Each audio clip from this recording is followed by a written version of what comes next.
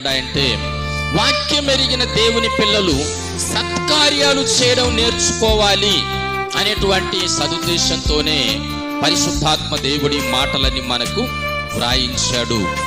మనం దేవుని వాక్యం ఎరిగినప్పుడు, భక్తి మనలోనికి వచ్చినప్పుడు, ఆ భక్తి ద్వారా సత్క్రియ ఒక ప్రత్యేకమైన భాగంగా ఉండాలి, భాగమై ఉంటుంది అని మనము అర్థం చేసుకోవాలి, గ్రహించాలి, తెలుసుకొని అలా మనము ప్రవర్తించాలి, జీవించాలి అనేది దేవుని వాక్యపు మాటలుగా గుర్తుకు తెస్తున్నాను.